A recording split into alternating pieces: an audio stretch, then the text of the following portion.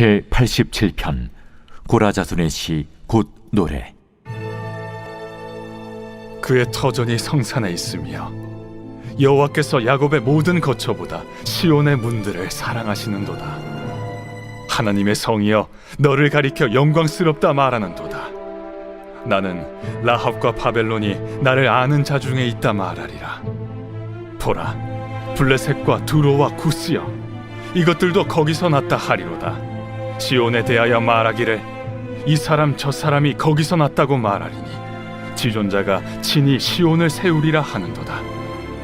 여호와께서 민족들을 등록하실 때에는 그 수를 세시며 이 사람이 거기서 났다 하시리로다.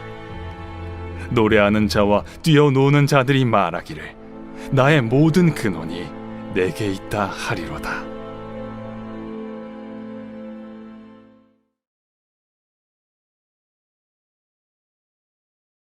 할렐루야. 오늘 우리에게 주신 하나님의 말씀은 시편 87편 1절부터 7절까지 말씀입니다. 오늘 말씀의 제목은 우리는 한 가족입니다 입니다. 작년 원코리아 넥스트 집회에서 한 북한 자매가 간증했을 시간에서 꺼낸 첫 마디는요, 제 마음을 울렸습니다. 태어나 보니 북한이었습니다. 이 이야기가 얼마나 아프던지요.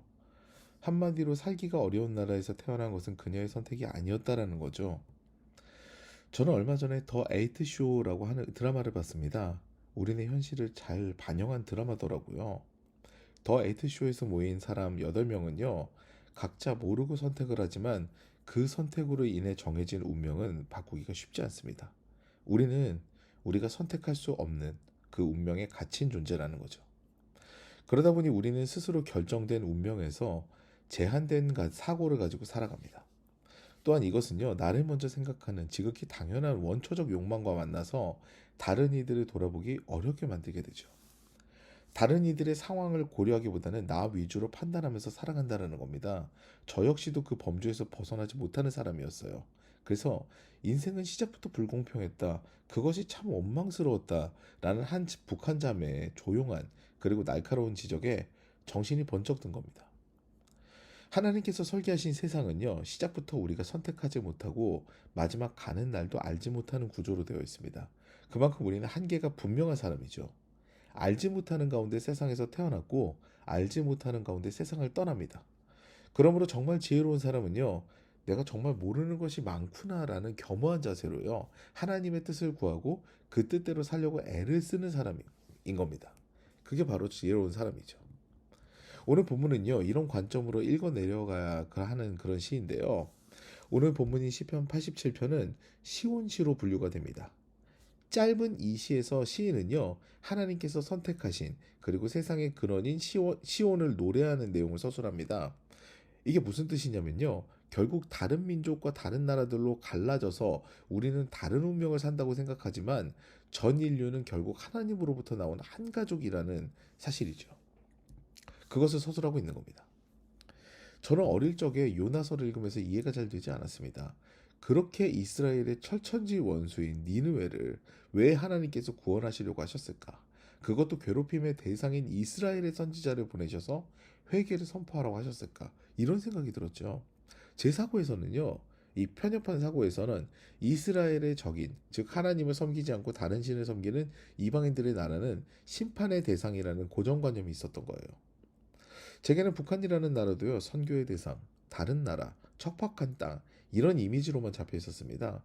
북한 자매가 간증을 하려고 올라오는 그 순간에도요, 그녀와 제가 같은 뿌리라는 사실이 그냥 머리로는 생각이 되는데 가슴으로 받아들여지진 않았어요. 한 민족이라고는 하지만 그녀와 저는 다르다라는 인식이 있었죠. 그런데 오늘 본문은요, 우리의 사고를 한번 뒤집어 놓습니다. 4절부터 6절입니다. 나는 라합과 바벨론이 나를 아는 자 중에 있다 말하리라. 또한 블레셋과 두로와 구스여, 이것들도 거기서 났다 하리로다. 시온에 대하여 말하기를 이 사람 저 사람이 거기서 났다고 말하리니 지존자가 친히 시온을 세우리라 하는도다. 여호와께서 민족들을 등록하실 때에는 그 수를 세시며 이 사람이 거기서 났다 하시리로다.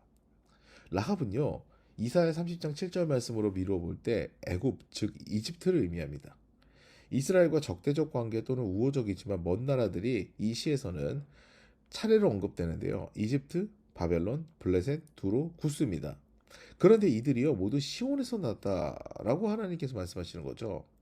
이런 사고로 생각해 보면 우리도 북한도 심지어 이스라엘과 하마스도 모두 하나님의 자녀입니다. 한 뿌리죠. 한 가족입니다. 하나님을 믿고 우리가 신앙적으로 다르다 구별되다라는 이야기는요. 사실 더 사랑하는 사람이 되었다라는 의미로 정의가 됩니다. 하나님께서는 인류를 사랑하시되 구분하시며 편애하시는 분이 아니거든요.